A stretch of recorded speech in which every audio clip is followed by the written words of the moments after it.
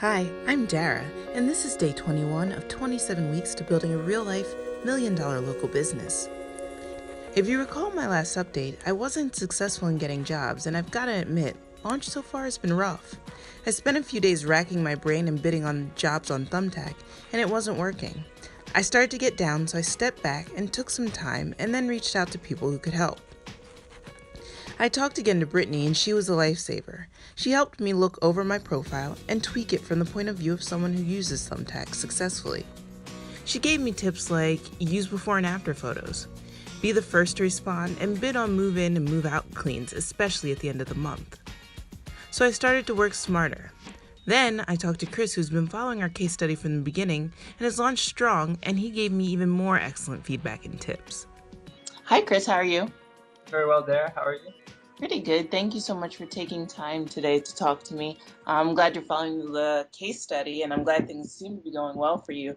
Tell me why you decided to follow the case study and why you decided to start a local business. Sure. So I'd actually seen Rohan for I saw his local case study on Reddit about maybe a year and a half ago, but I didn't really think too much about it. And I stumbled across it again a couple months ago, and then I joined the group learning group because I started to really get interested in it. I'm actually a college student graduating in December, Mm-hmm. and one of my big dreams right now is to really travel right after college and go all across Asia and all across Europe for the next couple of years. So sort of a digital nomad lifestyle. Mm-hmm. And to do that, I really didn't want to have to take. Uh, I didn't really want to have to take like too much work on during that. So I knew this is much more front. This is sort of uh, a local business is much more like front heavy, where you do a lot of work in the beginning, you set everything up, you get your reputation strong, and the work sort of comes to you after that. And that sounded like a really good idea for me to do. I didn't want to be a software engineer. I didn't want to do like telemarketing support. So a local business seemed like a perfect mix of me knowing the area I live in, which is DC, and also being able to do it anywhere that I want. Yeah, no, I definitely agree. There's a lot of people in the group who, like you said, I mean, Rohan included, where he worked really, really, really hard for, a period of time, and now it's just a matter of just keeping those marketing funnels going and making sure that, the cleaning companies are reliable and things like that. And after that, you can kind of grow the business or travel and do other things. So I think that that's really cool. We're hoping for that scenario as well. But of course, right now, both you and I are kind of in the trenches trying to figure out steps. So I'm glad you're following along, and I'm, trying to figure it out as well. How have things been going so far in terms of your launch? Sure. So I started really doing it on day one with you guys on the case study, but I really only launched the past 10 days. I actually got my first booking July 15th, so 10 days ago from now. And I started bidding and getting everything in place July 12th, so that's 13 days ago now. Mm-hmm. So it's really the past 2 weeks that I've been launching. I wouldn't say I'm completely launched yet because I'm still getting onto social media and still really getting onto Yelp and other platforms. But this is where I'm really launching right now. So how did you get your first bid? Sure. So I think someone was so I took the Thumbtack route, and I decided to go on Thumbtack to get my first bid instead of another place. And obviously, I didn't have any social proof at all besides my website and my copywriting and my emails. So I think the first person who really took a chance on me really thought we communicated with them well, and Mm-hmm. and even though they got lower bids from other people who had a lot more hires and good reviews, we really connected with them, and so they thought we're gonna try it. That's cool. What would you say were your selling points in your bid? How did you connect with the potential customer? Sure. So I can actually get it up. I may be able to share the screen if you want. Can you see my screen? So this is our Thumbtack profile. We're called Enjoymaids. One point I thought was a really good point was don't put a picture of your logo, but put a picture of yourself. It's a lot Mm-hmm. more personal. Oh. So one thing we noticed, we spent a few hours looking at other people's Thumbtack profiles, and Mm-hmm. they were they either didn't have any media pictures or videos at all, or they had very badly done photos. And so I spent a lot of time making it professional and getting the first few testimonials, get some of our customers who liked us to actually review us on video. Hmm. We made a really easy to follow booking form, and we got some good photos done. Oh And yeah. this all didn't really cost us any money. It just cost us some time to get it set up. Uh, we filled out our about page. Uh, right here was our big problem. When people visited our profile, they saw all the good media and all the good pictures, and it looked very professional. But they saw we'd been hired 0 times, so Hmm. it was a big problem at first because a few people did mention that you sound good to us and we want to trust you, but you don't have any trust on the site yet. Hmm. Yeah. So at first, we really wanted them to pay attention to the top half of our profile. So first hire.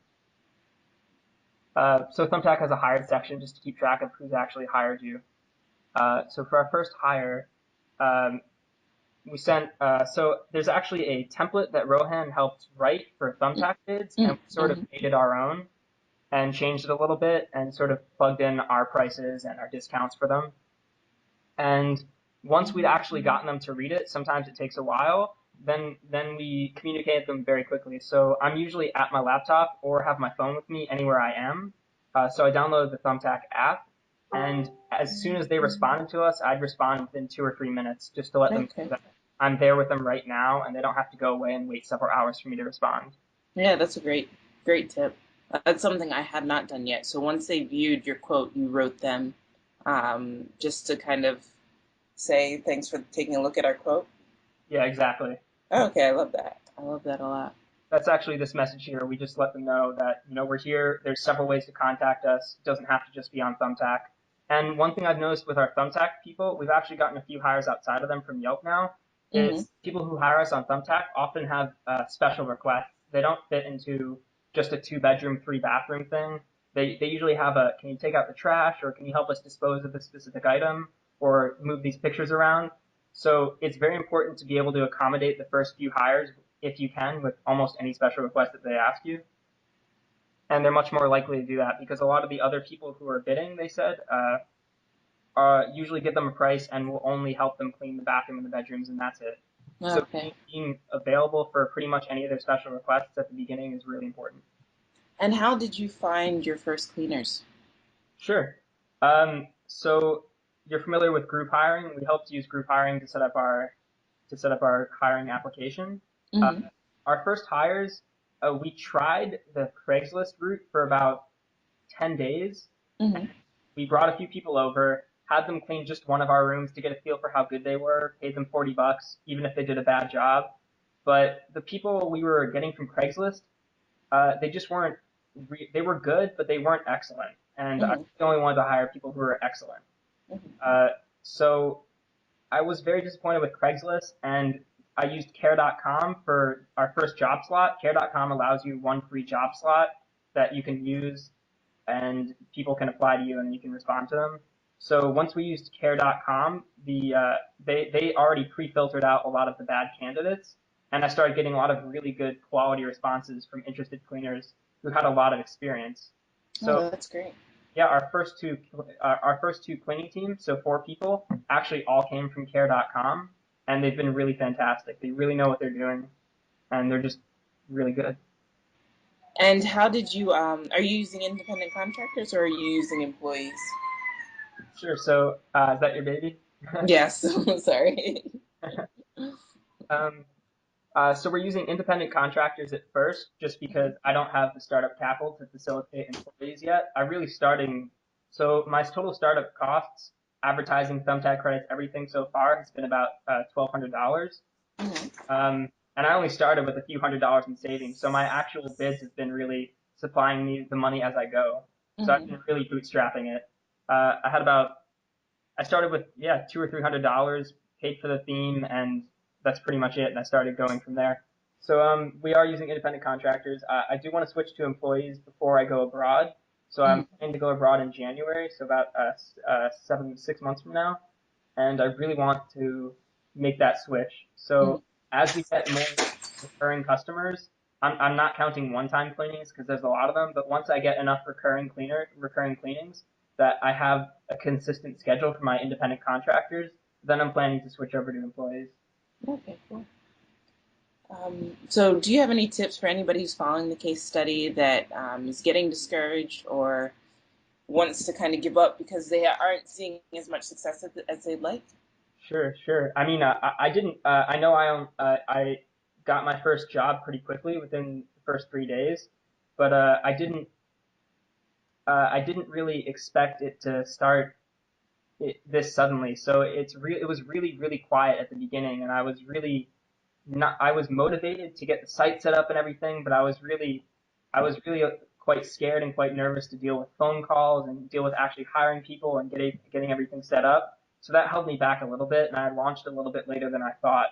But I think good advice for that would be it's not this huge leap from not starting and not having clients to suddenly having a bunch of clients. It's more sort of a very big crawl.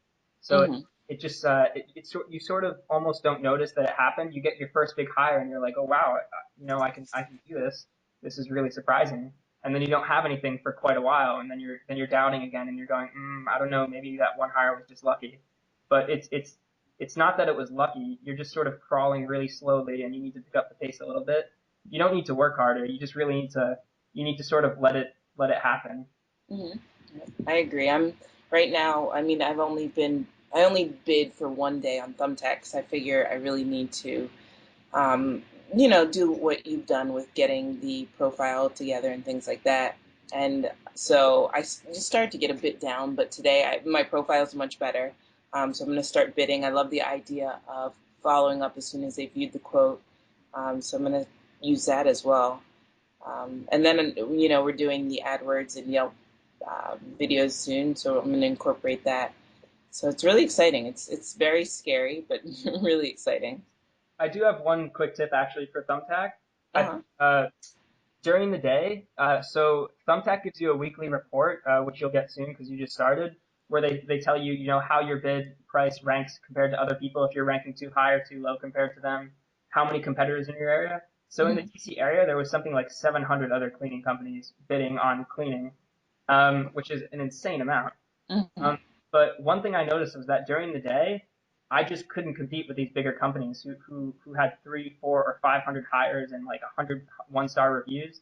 There was just no reason for someone to hire them over me. So one thing I did was start bidding at night at Hmm. 7, 8, 9, 10 p.m., 11 p.m. And I know it can be frustrating to be switched on to work at that time, but you can just sort of casually send quotes and not really worry about it too much. But what I noticed was that people who are bidding late at night and you send a quote to them, they're usually very active, they respond quickly, and they're much more interested in you because you're showing that you're really on and you're really there late at night and available all the time. And you're also usually the first person that they see their quote for, and so you stick out in their mind a lot more.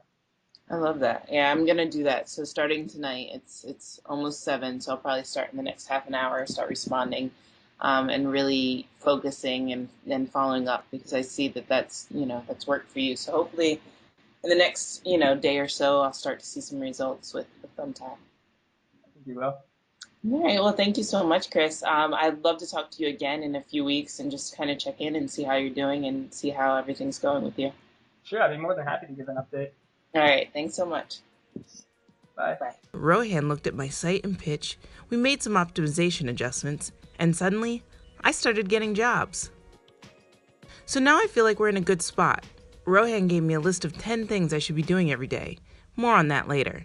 Alright, keep working hard. See you tomorrow.